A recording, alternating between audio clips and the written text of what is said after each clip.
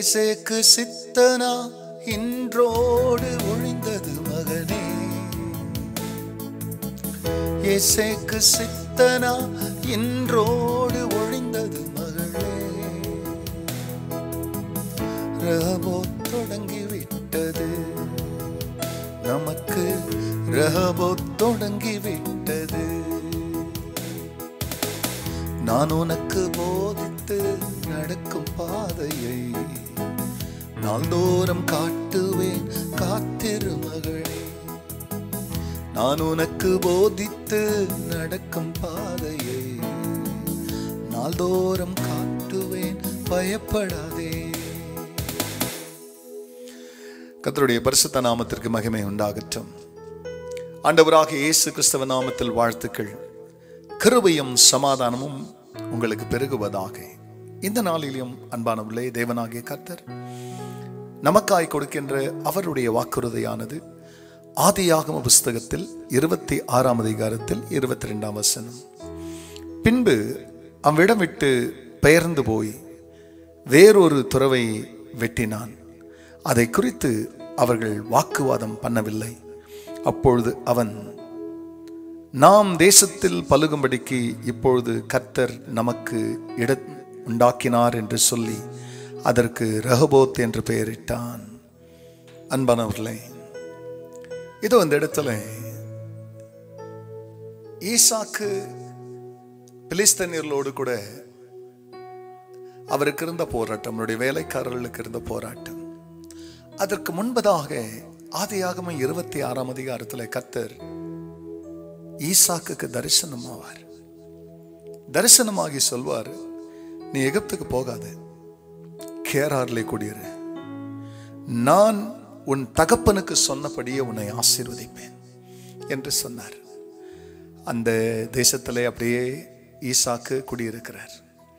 பஞ்சகாலம் வந்தது, விதை விதைச்சாரு.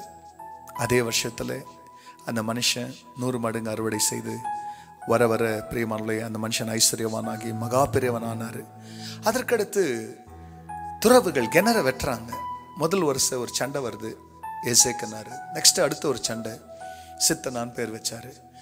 மீண்டும் ஒரு வரிசை போய் சண்டை வருது, ஆர்குமெண்ட் வருதுன்றதுனால செய்கிற வேலையை செய்யாம போல எத்தனை எதிராளிகள், எத்தனை பிரச்சனைகள் இருந்தாலும் என் தகப்பன், என் ஆண்டவர் பிரியமானவர்களே, அவர் எனக்கு கொடுத்த தரிசனத்தின்படி நான் துறவுகளை வெட்டி கொண்டிருப்பேன், நான் செய்கிற வேலையை செய்து கொண்டிருப்பேன்னு அவர் பிரியமானவர்களே தொடர்ந்து வேலையை செய்தார். சண்டை போடுறவன் ஒரு காலம் வரைக்கும் தான் சண்டை போடுவான், ஆர்குமெண்ட் பண்ணுறவன் ஒரு காலம் வரைக்கும் தான் ஆர்குமெண்ட் பண்ணுவான். ஆண்டவர் சில வாய்களை அடைக்க தொடங்கிட்டார் உங்களுக்காகனா, அவர்களால் உங்களிடத்துல சண்டை போட முடியாத அளவுக்கு கர்த்தர் உங்களுடைய வேலையை ஆசீர்வதிப்பார். இப்போ அவர் சொன்னார், தேசத்திலே நாம் பலுகும்படிக்கு கர்த்தர் நமக்கு இடத்தை உண்டாக்கினார் என்று சொல்லி அது ரஹபோத் என்று பெயர் வைத்தது போல இன்றைக்கு உங்களுடைய வாழ்க்கையிலும் இருக்கிறதான சண்டைகள், வாக்குவாதங்கள், இவைகளை கர்த்தர் அகற்றி உங்களுக்கும் ரஹபோத்தை கொடுத்து தேசத்திலே நீங்கள் பலுகி பெருக கர்த்தர் உங்களுக்கு உதவி செய்வார். அப்படி தேவன் செய்ய தெய்வத்தை நோக்கி பார்த்து நாம் ஜெபிக்கலாம். பரிசுத்த பிதாவே, உம்முடைய நாமம் மகிமை அடையட்டும்.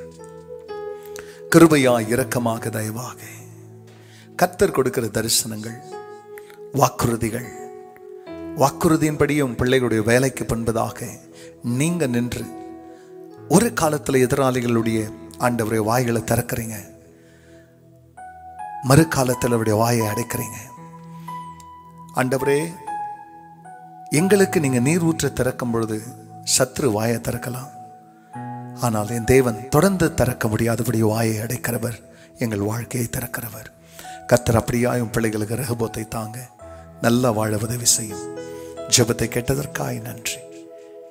இயேசுவின் நாமத்தில் பிதாவே, ஆமென், ஆமென். நான் உனக்கு போதித்து நடக்கும் பாதையை நாள்தோறும் காட்டுவேன், பயப்படாதே. God bless you, church. Have a blessed day. Amen.